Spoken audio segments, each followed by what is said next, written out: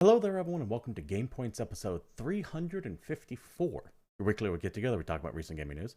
As always, your host, Steve Brown, and tonight, Sony kills dreams, Nintendo Live is coming, and a Persona 3 remake seemingly leaked.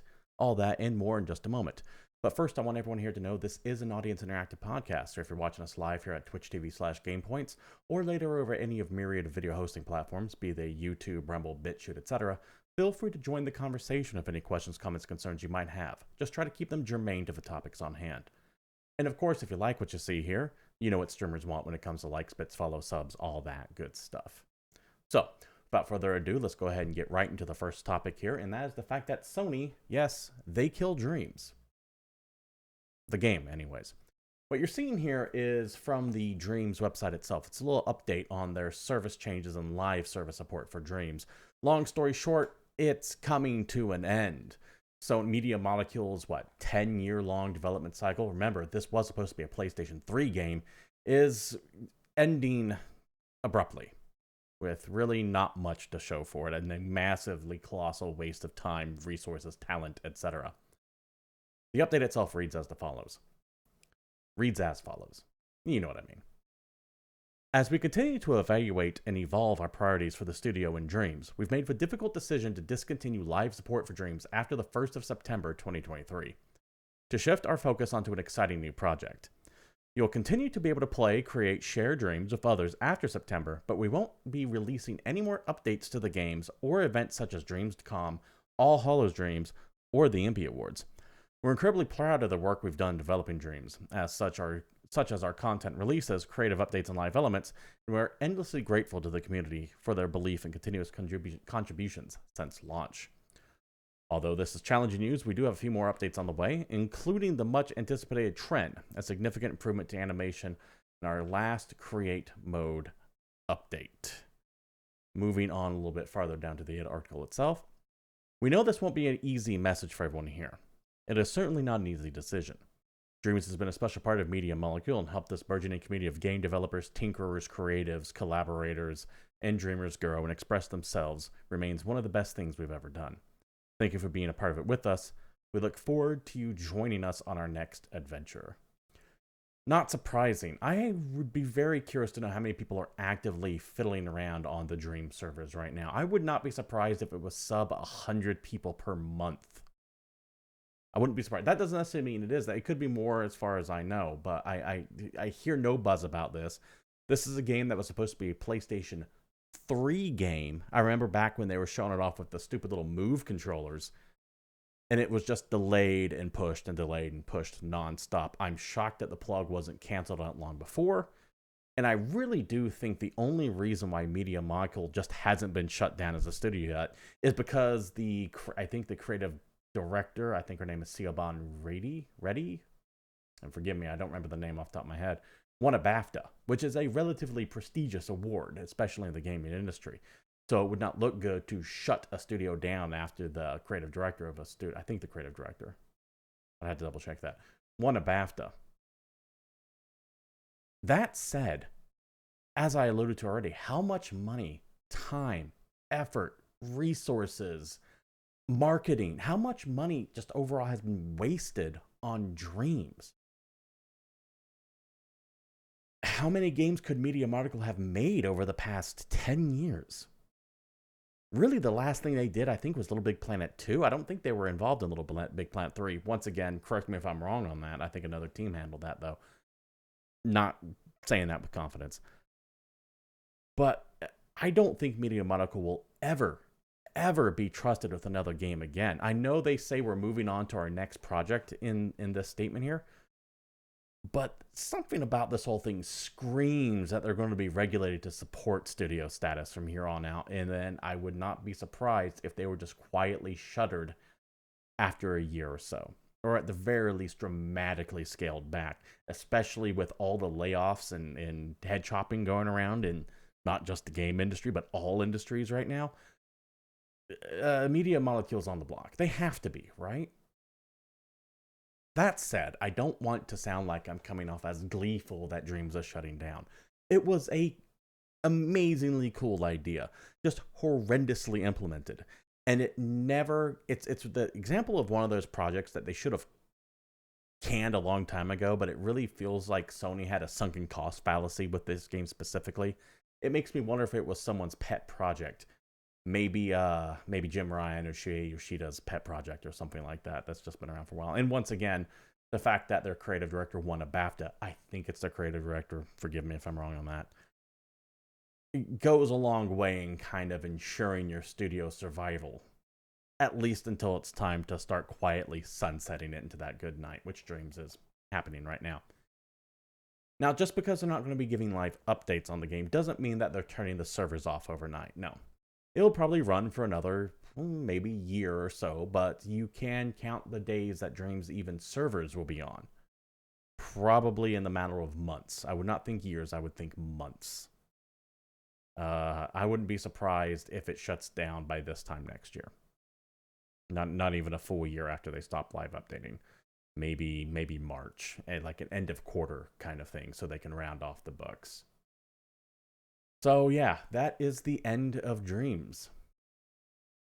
A project that seemed ambitious and delightful at first, but just could not stick the landing. Years of delays and getting pushed from it's a cross-gen delay, by the way. It went from PlayStation 3 to PlayStation 4 to the end of PlayStation 4's life before it ever actually came out. And it's a shame. You never want to see a project like this go bye-bye, but it is one of those things that Sony should have put a hold on, or at the very least completely stopped development on long before now. To those of you who are still dreaming dreams, as it were, I hope that you're able to get some enjoyment out of what the build is currently at. It seems like they have, one more update coming up before they finally pull the plug on it. But I would strongly consider taking what you have designed for Dreams and finding some way to port it over to Unreal Engine 5 or something. I don't know how easy that is to do. I don't even know if it can be done. But take those ideas that you've invented and put them on something that you know is going to stick around for a while. Especially something that's not like a walled garden like Sony. Because remember, anything you make on Dreams can already be played in Dreams. Whereas anything you make on, say, Unreal is available to an entire PC player base. You don't even need to own own a bit of software to play it. So yeah, Dreams, we barely knew ye. So rest well. Moving on, Nintendo did something kind of odd. They announced that they're going to be doing an actual honest-to-God live show. September in Seattle, a city that's tried to kill me twice already, so I won't be giving it another chance. I will not be attending this live. But it's interesting to see a company leaning into yet another live event, especially Nintendo. Nintendo, who stopped going to like E3 so they can do their own direct digital fair, giving us videos that are finely edited and a controlled message, are actually going to be doing a live event. September. I wouldn't be surprised if it was close to the end of September or beginning. Whenever PAX West is, or PAX Prime. I wouldn't be surprised if it was relatively close to that so they can hit the traffic both ways. That would be very nice of them to do it that way, so that way you don't have to spend more than absolutely necessary in Seattle. But it's coming. It is also relatively close, I believe, to their the Nintendo of America headquarters, so it makes sense it would be Seattle. What's going to be happening here exactly, we're not really positive on, though they gave a little bit of a tease of what to expect from the actual page itself. Share the excitement of playing games together, enjoying live stage performances, interesting, and more across a large-scale themed area. Whether you and your family are new to games, characters, and worlds of Nintendo, or lifelong fans, everyone's welcome to have fun. They're going to be having a bunch of games you can play there. Once again, live stage performances. Do they mean concerts? Do they mean like cosplay contests? Are they going to be reenacting scenes from the Mario movie rolled out? They act Chris Pratt and Anna Taylor-Joy to play their roles into a live script reading. You know, I joke, but that actually might be something that's happening here. Especially considering how huge that movie has been. This would be a great way to kind of still keep interest in that movie right there. Photo ops of some creators. I would expect Miyamoto to be here. If they're hyping it up this much, I would not be surprised if he was here to do that. I mean, how many Nintendo people can you think of by name that would actually be here? And then, of course, a various amount of tournaments. I'd figure a Smash tournament. You know, I wonder if this is something they've had for a while, because Nintendo and the fighting game circuit have had some issues of Smash Brothers lately where they won't allow Smash Brothers to be played. I wonder if they've been planning this to kind of try to do their own Nintendo officially sanctioned Smash Brothers tournament. I wouldn't be surprised if that's the case. Hey there, Coco for Tacos. Good to have you. Yes, Mario movie, the musical. They come out. Mario on Ice. That's what I would like to see. Mario on Ice in dreary, rainy-ass Seattle. This sounds cool. I wouldn't fly out to do it, but if it was within like a 30-minute radius, I would absolutely drive and at least see what's going on. No idea if you have to pay for tickets or anything to get in there. I don't think so, though, given the... what sentence did I read here? Here we go. Right here. Enjoy live stage performances and more across a large-scale themed area. Unless they're completely renovating the indoors of a convention center, I can see them just popping up a bunch of tents out in the middle of public somewhere. Because Seattle does have some open areas where you can do stuff like that in. I don't know if they would... I don't know. I have no idea what to expect from me, if it's going to be paid or not. My gut tells me it's going to be open to all, though. So if it is something that you want to go to, just keep that in mind. This does sound like a blast, though. I just wish it was in a more hospitable city. Moving on, as we go through the third story of the night, this is via Gamatsu. And I do want to mention the links to all the stories that I talk about and the direct references I go through will be posted down below. I encourage all of you to read them yourselves so you can get your own take on it as well. I'm just giving you my opinion on these things. This one here is via Gamatsu. Rumor. Persona 3 Remake and new Jet Set Radio game footage appears online. To the article. A video reel showcasing what appears to be work-in-progress footage of Persona 3 Remake and the new Jet Set Radio title surfaced online. I have seen this, by the way. It looks like a little bit of a sizzle reel. It starts off with some Persona 3 gameplay, but done up in the style of Persona 4 and Persona 5. I won't be showing a trailer here because it is getting pulled online, which to me just adds to the veracity of the claims. You can't copyright claim something that you don't own. So if some random person just made it up online and put it out there, they wouldn't be able to copyright claim it. So to me, that just confirms that these are true. Back to the article itself. The Persona 3 footage was first posted on April 4th, but resurfaced again today. The reel is reported from 2021, showcasing in-development footage of showcasing in-development footage of the two alleged unannounced titles, as well as the currently available Sonic Frontiers. While we cannot verify the footage itself, Gamatsu understands that Persona 3 Remake has been a development atlas for several years, something I have also heard as well, for what that matters. Twitter user mbxtv, whatever you pronounce that, also spotted potential domain name title p3re.jp, which is registered to the same domain provider as Persona 5 Royal's website. Hey there, Rocco. Good to have you. Jet Set Radio footage is in line with the alleged artwork of a new Jet Set Radio reportedly leaked through Sega in a survey back in 2022. Sega Bits also reports the same image back in July 2022. So from what I understand, the Persona 3 remake is a complete remake in the style of Persona 5, whereas the Jet Set Radio game is just a remastering of the first and or second one. But by no means do I know that for certain. That is just kind of what I have heard scuttlebutt-wise myself.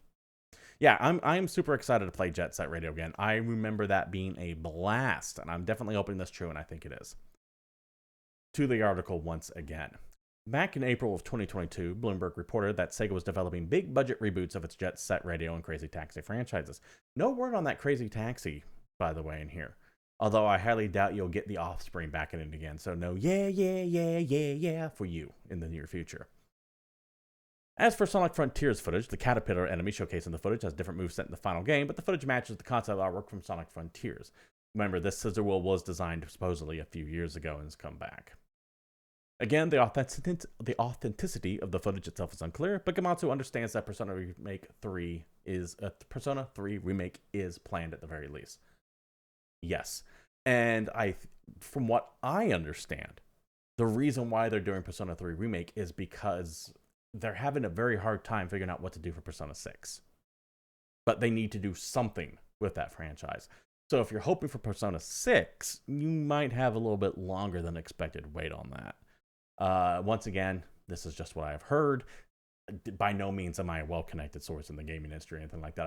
I hear a couple things now and then, but certain things have been true in the past. So don't take that to heart. That is just my understanding of the situation. I'm down for it. Persona 3 was one of the better ones out. I don't know if it's my favorite or not, but I do like it quite a bit. It's definitely the most dark of them all. I mean, down to the fact that you're shooting yourself in the head to some of your personas, to the idea that it is just, I mean, everything is end of the world, but there was something a little bit more grim about Persona 3. Persona 4 and 5 definitely have their dark moments, but it's a series that seems to have gotten a little bit more lighthearted as the iterations pass by. Persona 3 itself, though, was very emo-y, for lack of a better term. If you played it, I think you know what I mean. So I'm looking forward to that, if that is indeed the case. They're pulling a Rockstar, says chat. I don't know what you mean exactly by Rockstar. You mean by we need more time to work on our next mainstay entry, so we're just going to give you some remasters in the meantime? Is that what you're referring to there? I'll respond to that answer or that question here in a second as we move on to our next story here. From Video Game Chronicle, EA's Magic first-person shooter Immortals of Aveum will be released in July, it is claimed. Now, this was a little teaser that we got at the Game Awards last year, and it was like I think a minute and a half of this fantasy city looking like it's getting rocked by a whole bunch of stuff. And that was it. As far as what this game is about beyond that, no idea at all. So I have zero hype for this game, and I'm kind of surprised that it was announced as a new IP back in December, and it's supposed to be coming out in July. That's a very quick turnaround. I wonder if this was supposed to be something that was originally a PlayStation 5/Xbox Series S and X launch title that just got delayed because of COVID, and they're able to now roll it out or not. Anyways, back to the article itself. Release date for EA's first-person magical shooter Immortals of Aveum has seemingly leaked. Announced at the Game Awards in December, Immortals, I can't pronounce that last name, so I'm just going to call it Immortals for right now. Immortals is a debut title from Ascendant Studios, which is set to be published under the EA Originals label. While the game's reveal trailer confirmed a 2023 launch window, highly reliable data miner Bill B. Kuhn now claimed it released on July 20th. Built with Unreal Engine 5, Immortals is scheduled for release on PlayStation 5, Xbox Series S and X, and PC. The game's teaser trailer billed it as a groundbreaking new single-player first-person magical shooter, as they just kind of combined all the genres into one, set in an original fantasy universe engulfed in magic rife with conflict on the verge of oblivion. Ascendant, by the way, it has a pretty strong pedigree. They're an independent studio founded by CEO and game director Brett Roberts, who was creative director on Visual Games' original Dead Space, as well as Sledgehammer's Call of Duty games Modern Warfare 3. So it sounds like he left with Glenn Schofield to form Sledgehammer. Schofield eventually left Sledgehammer to create Striking Distance, while Brett went off to do his own thing with EA at Ascendant. They did something that is not in this article, by the way, is that it was announced the official trailer for this will be dropping April 13th, which is 2 days from recording at this time.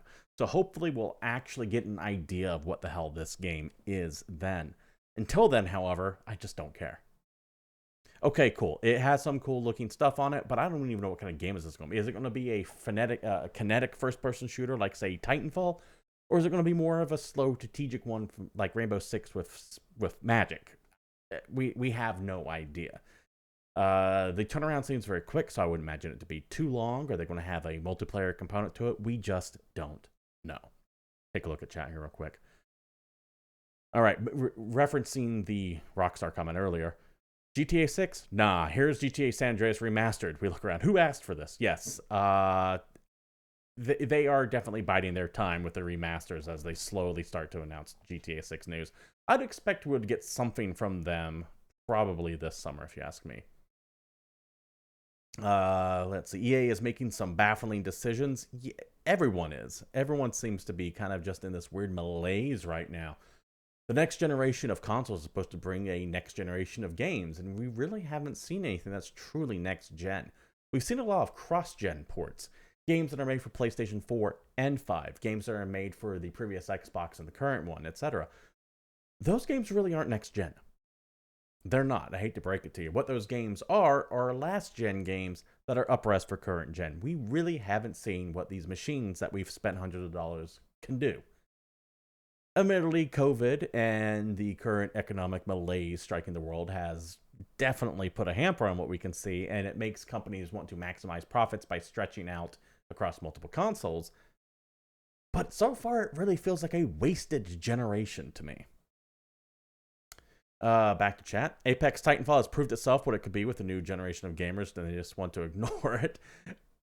Yes, fair enough. You still don't recommend the Last of Us PC port. Yeah, that's something else that's going on too. Not only are we having a myriad of games being developed for consoles that are being hamstrung by last gen ports, because remember, you can only develop a game for your weakest link. But for the PC gamers who consider themselves beyond the petty tribulations of the consoles, they're getting a bunch of shit ports left and right. And it's not just Sony. Everything seems to be releasing on PC right now with major fucking problems. It's an issue, and it needs to get hammered out. I can tell you right now, my day one video game buying has dropped precipitously because of this nonsense. I'll now wait 2, 3, 4 weeks for something to come out if it's not on, like, say, Game Pass or something like that, and take a look at reviews, say, first, or at the very least wait for a day one patch. And that is going to start, it's going to start that spiral where people are buying less stuff, which in turn means more cuts get made, which in turn means shittier games, which means people are buying less of them. It's not good. It's not a good look. It's funny that you mentioned Halo, because we will get into that studio in just a second. Speaking of, we'll go ahead and move on to it right now. Article here via IGN. Joseph Staten is leaving Xbox, Microsoft has confirmed. Joseph Staten, the head of creative on Halo Infinite and cinematic director on the first 3 Halo games, is leaving Microsoft, the company has confirmed to IGN. In its message, Microsoft did not say where Staten was heading next, nor the reason why he was leaving Microsoft after 9 years. The spokesperson said the following. We are grateful for Joseph's contributions to the Halo franchise and Xbox as a whole. We wish him all the best in his new adventure. Staten himself took to Twitter to comment on IGN's report saying the following. Hey folks, I am indeed leaving Microsoft and I have more information to say soon. But for now, I'd just like to thank all my Xbox colleagues for their understanding and support as I embark on this new adventure. Staten has been long one of the best known names behind the Halo franchise, having been cinematic director on Combat Evolved, Halo 2, Halo 3, and serving as lead writer on Destiny with Bungie. Staten leaving Microsoft, Staten leaving Halo is just a catastrophic blow to a franchise that is already extremely troubled at the moment. To say that Halo's Infinite's release was botched is putting it mildly. It was catastrophic for Microsoft's flagship franchise. It would have been bad if it was anything else, but it was Halo. It is what made the Xbox a name, and they fucked it. It is so bad. I am shocked Studio 343 just hasn't been, like, they've had their role reduced from what I understand. I think we reported that a couple months ago. I need to go back. I'm not necessarily on top of my Halo news as I should be. But Stratton leaving Microsoft is a huge blow. He was like their one voice. He was kind of their guiding light. People went, well, yeah, Halo Infinite sucks, but at least we got Stratton still. He'll fix it. And now he's leaving. It does seem like he's probably going to be going off to form his own studio, or maybe joining something existing, maybe going back to Bungie to work on Destiny. I haven't given how lackluster Lightfall seems to be when on the plot progression side. Sold a lot of people playing it, but its story is getting hammered quite a bit. Maybe Bungie waved a bunch of dollar bills under his nose and he went, I'm out. We'll see. Thank you very much for confirming that there, Coco. 343 has had their special status Xbox lowered. I thought that was the case. Unbelievably damaging to Halo as an IP, to 343 and all that good stuff. I'd be very curious to see if Microsoft sticks with 343 Because when you name yourself after after a single franchise, you can't really be shifted off to Gears of War or Fable, can you? It would seem weird. And you can't now give the Halo IP to another one of your studios, say the Coalition, if they ever finish up what they're working on, to do Halo without having 343 on there. And I think it's safe to say 343 dropped the ball and has been repeatedly dropping the ball. So it's just bad optics all around.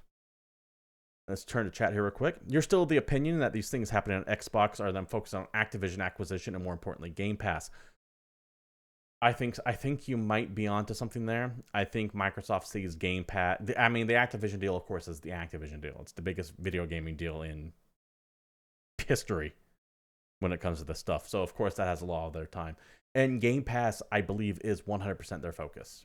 Absolutely. Doesn't matter if they actually have titles coming out that are good or not, as long as they get people buying Game Pass. I think what they're doing, this is pure speculation, I do not feel like Game Pass is profitable for Microsoft yet. I did not say unsustainable. I said not profitable. Microsoft can make it go on for forever if they wanted to.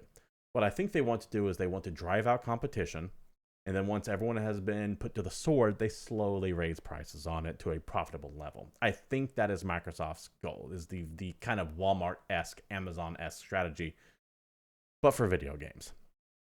That's my 2 cents on that. Let me know what you guys think down below, by the way, about this or anything else we've talked about so far or forthcoming. All right, next topic here. This is from PC Games, and let me blow that up just a little bit more. Ark Remaster now even more expensive and doesn't include Ark 2 anymore. Now, for those of you who watched last week's show, we talked about how the studio behind Ark is shutting down the original Ark, but you can buy a remaster. It doesn't come with the expansions, but it comes with Ark 2, which won't be around for a while yet. So they're essentially shutting down the service of the game you're already playing, recharging you full price to buy a remaster, as well as committing you to getting Ark 2 even if you don't want it. Well, they have heard your feedback and have somehow made the situation worse. To the article itself. Following backlash against Ark Survival Evolved's remaster, a new bundle for the Survivor game, Ark Survival Ascended, is now $60, which is more than it was previously, and doesn't include Ark 2. The trade-off being you're going to get the expansions eventually to Survival Ascended. Once again, back to the article. On March 31st, Studio Wildcard announced the Vin Diesel starring survival game Ark 2 will be delayed until 2024, and that the remaster of an original Ark Survival Evolved, built using Unreal Engine 5, will release as Ark Survival Ascended. Included with Survival Ascended would be access to the full Ark 2 with a bundled price at $50 USD. However, the developer has now altered its plans, announcing Survival Ascended will be sold separately for $60 USD, and will no longer include access to the sequel as we approach Ark 2's release date. Survival Ascended, the Unreal Engine 5 driven remake of the first Ark game, was originally expected as a free update before Studio Wildcard confirmed that it would be bundled with a full sequel Ark 2 for $50 at the time. The decision was criticized as it required players who owned the original Ark Survival Evolved to essentially repurchase the game entirely, as well as commit to buying Ark 2, a game that's not expected to launch until late 2024 and is yet to receive even its first gameplay trailer. Remember, all we saw was that little CGI of Vin Diesel running around fighting dinosaurs. No gameplay, though. In response, Studio Wildcard has now completely changed its plans for Ark Remaster and will sell Ark Survival Ascended without the inclusion of Ark 2. The new package will include the various remaster versions of Ark Survival Evolved and its expansion packs. Many of these, however, are currently not released and not expected until late as middle as 2024. Studio Wildcard also confirms that the original servers... there we go. Where was it? Here we go. Studio Wildcard also concerns their servers for the original Ark Survival will be closed August 31st, 2023. Studio claims it will be making the graphical and gameplay changes necessary for the remaster would not be possible using the game's original codebase, and that rather than reiterate on the Survival Evolved, the developer has chosen to begin again with the completely new Survival Ascended. So, to sum up, you have game. You like to play game. You have bought expansions to game. You like that game. Game good. Sequel to game announced. Sequel might be good. We've seen bad sequels. I want to play original game. Ah, but there's Remake to game, first game. You get to play that first. Oh, cool. Well, I'm going to play the original game and see how that remaster comes out. Ah, haha. But we shut down servers to original game. Do I get to carry my stuff over? No. You must buy remaster of new original game. But what about all this money that I put into it? Ah, but you get game 2 in it. But I don't want game 2. And what about the expansions that I bought for the first game? Ah, understand. Well, we will sell you game 1 without game 2, but all expansions involved. Okay, that kind of sucks. It feels like I'm getting ripped off, but I guess we'll do that. We also charge $10 more for it. Fuck off. This is so optically bad. And I get it. You're putting a lot of work into a remaster. You should be able to charge for it. The sticky widget comes to the fact that you're killing access to the original one. That is the biggest problem in my mind as to what's going on in here, is that you are forcing people to get a remaster of the game by taking away access to the original of the game and charging them for the privilege of it. Furthermore, you ended up then going, well, fine, you don't get second game, but we'll just charge more for it and you can get your expansions that you've already bought in some way, shape, or form. All of this could have been avoided if they just decided not to make this weird ass survival ascended to begin with.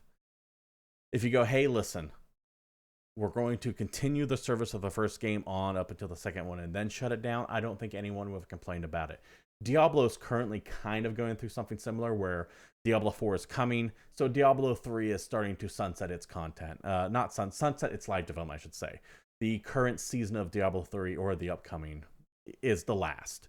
And then they're not shutting their servers down. They're just going to start recycling the mixtures of seasons together, so that way you can at least still play 3, even if while 4 is running. So somehow Activision is a better business from a consumer standpoint than fucking Studio Wildcard is. Admittedly, Activision is Activision. They have a lot more money. Studio Wildcard could be a smaller team. Maybe they can't run the servers for both games at the same time. But this isn't the first time Studio Wildcard's been kind of shitty when it comes to how they treat customers. This is so... Once again, I get why you're charging for a remaster of the game. I get why you're recharging for the expansions to the game. I get why you're charging for Arc 2. I get why none of that necessarily would be entitled the people playing the original Arc to free content when you put all that work into it. I understand that. Once again, the sticky widget is shutting the servers down and kind of forcing a purchase if you want to continue playing the game that you've already bought. That's the problem, in my opinion. I don't think as many people would be up in arms about it if they just kept the servers on. But it is what it is. Let me know if any of you play Arc out there, by the way, please let me know. I don't play Arc. I don't care too much for it. I've tried it. It was for me. I get that has a rather devoted fan base. Let me know what you guys feel down in the comments below. I'm kind of curious to get the viewpoint of someone who actively is involved in this community. I'm just someone from the outside looking at what I think is a terrible, terrible bad situation. Let's see. You played a lot of it, but not enough to be upset about this news. Fair enough. Fair enough. Yeah, I'd probably be like, if I had like a lot of time invested into Arc and a lot of stuff built up for it, I'd be far more upset if that was the case, but I don't. Moving on, we have a couple more stories to get through before we wrap things up here. We're going to go to this press release here from the Savi Games Group. By the way, Savi Games Group, for those of you who don't know, is the game group that is owned by Saudi Arabia's Public Investment Fund, aka the PIF. Now, I have gone off about the Saudi Arabian government starting to expand into our hobby here by gobbling up bits of Nintendo, Activision, Blizzard, even Tencent, oddly enough. And it's not good. It seems like they are going to be expanding a bit more, however. Leading games and esports company, Savi Games Group, wholly owned by Saudi Arabia's Public Investment Fund, has entered an agreement to acquire Scopely for $4.9 billion. The acquisition will strengthen Savi's global position while enabling Scopely to accelerate its growth and achievement of strategic operations. For those of you who don't know what Scopely is, they're mainly a free-to-play mobile developer. They make games such as Star Trek, Fleet Command, Stumble Guys, Scrabble Go, Yahtzee with Buddies, etc. Stuff that you've phone games essentially. But they are big enough to warrant a $4.9 billion purchase. And yet again, the public investment fund from Saudi Arabia grows ever more entrenched in gaming. I will spare everyone the rant that I have about Saudi Arabia and why this is, I think, a bad thing for games in general. But just know that this is one of those, much like Tencent, you have genuine evil, and I don't use that term lightly, worming its way into something that we enjoy. And I don't think there's really all that much we can do about it.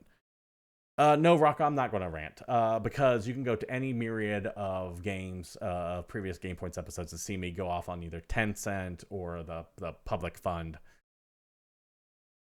I have nothing more to add at this point, other than that this sucks. Other than that sucks. We have one more big story to get over, and then one upcoming event. This is from CNBC. Now, this has been a reoccurring theme almost every show. I have to talk about more layoffs hitting the industry, and it seems like this week is not an exception. Headline from CNBC: Amazon lays off more than 100 employees in its video game division.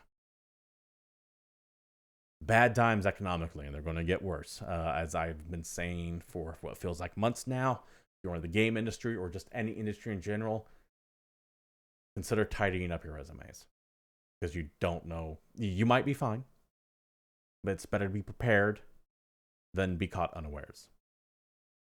To the article itself. Amazon is laying off roughly 100 employees across its video game division, an executive overseeing the unit wrote in a memo to staffers on Tuesday.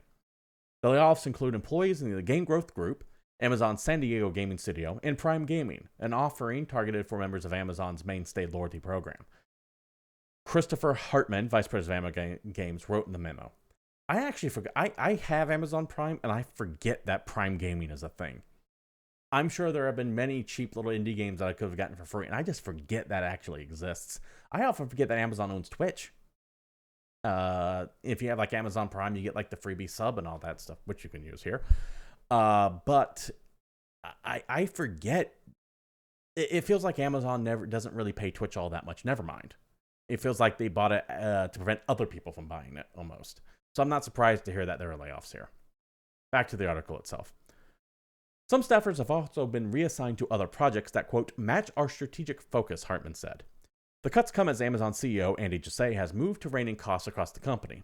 Last month, Jassy announced that Amazon would lay off an additional 9,000 employees on top of the previous round of cuts totaling more than 18,000 people. On Tuesday afternoon, Amazon began notifying staffers that they were being laid off by putting them into a meeting with human resources, according to one affected employee. Please, for the love of God, don't do that. If you're laying people off, just tell them that they're laid off. Don't do that thing where you call everyone into a meeting one by one to let them know if they have a job there or not. That is fucked up. Rip the Band-Aid off and just go, hey, you're gone. This personal meeting to say you're fired and everyone, because it's not like they just call one person in. Well, they call and go, hey, you're being let go. This is a process that takes an entire day, sometimes weeks, plural.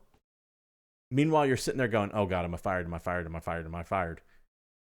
And they already know the answer to it. Just fucking tell people if you're letting them go. And when you call them into the meeting, don't try to do like the small talk thing of, hey, blah, blah, blah. Just tell them up front, hey, we're letting you go. Now let's talk about it.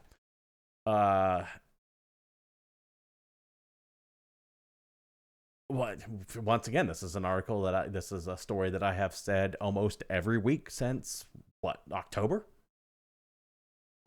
And it's not going to stop. So, yeah, harsh go out to all those affected, the 100 in the gaming division, the 9,000 recently fired, and the combined 18,000 over the past few months alone at Amazon. I hope you guys land on your feet. And to those still working there, they're not going to be rehiring for those positions, so I am sorry that your workload is going to be increasing significantly as well. It's going to be a bad time. If you can save money, save money. If you can get a side hustle going, get a side hustle going. Learn some new skills if you can. This might sound a bit survivalist, but try to figure out how to grow a garden. Plant a lemon tree now, today. Don't wait. Learn how to grow tomatoes. They grow like wildfire everywhere. Anything you do can become that little bit more self-sufficient. I highly recommend you all do it. And I know that some of you might not be able to. You're stuck in the middle of a city in a 800 square foot shithole apartment that has one bathroom per floor. Get out of the city. If you can. I know it's hard, but goddamn, it is going to get worse. Yeah, Prepper Points TV. I swear I'm not trying to be a doomsday prepper or anything like that here, but it is not going to get better before it gets worse. Be prepared. Worst case scenario, you've got some new skills. You can make an awesome meal for your boyfriend or girlfriend one night with vegetables you made on your own, you know. You've been living off beans and potatoes for more than 2 months now. You can do it. Yeah, just do what you can to be prepared. Even a couple days worth of. I'm not even saying like for like an army marching down your city or anything like that. But if you suddenly lose your job and your bank account's already kind of drained, well, maybe having some backup rice and beans will help sustain you for a couple days or at least a couple weeks as you look for another job. Be prepared, for the love of God. That does it for the big news stories. I have one event coming up this week that I want to mention that was announced just before we went live here. Sony has the State of Play coming. That's going to be 20 minutes based on the new Final Fantasy 16 this Thursday here at 2 p.m. Pacific Standard Time. I'm normally streaming at that time, so we might roll over to the Final Fantasy event at that time. I don't know yet. I'm also kind of on a media blackout for Final Fantasy 16. I don't need any more. I'm already convinced. I do plan on picking this up day one when it comes out, despite my rant earlier about reducing my day one video game consumption. I am excited about this one. I am looking forward to it. And that's it. And that does it for the news and the upcoming events, which means that also does it for the show as well. Thank you all for showing up. This has been GamePoints episode 354. If you like what you saw here and you want to support the stream, you know what to do. Likes, bits, follow, subs, shares, spread the word. If you're watching here live at Twitch TV/GamePoints, I do stream this show live every Tuesday around 8 p.m. Pacific Standard Time, so feel free to come on by and join the conversation like so many of you here do. If you can't watch us live, however, you can watch us any myriad of video platforms, be it Rumble, YouTube, BitChute, etc. You can follow the show on Twitter, or you can follow me specifically on Twitter at CapitalistPig21. There's a Discord server down there if you want to be a part of the greater GamePoints community, as well as links to all the stories we talked about today. And I do stream sporadically on Twitch throughout the week, Mondays, Wednesdays, and Thursdays, typically. So come on by and take a look, see if you enjoy what we got going on here. And that wraps things up. Thank you all for showing up. Until next week, I'm out of here.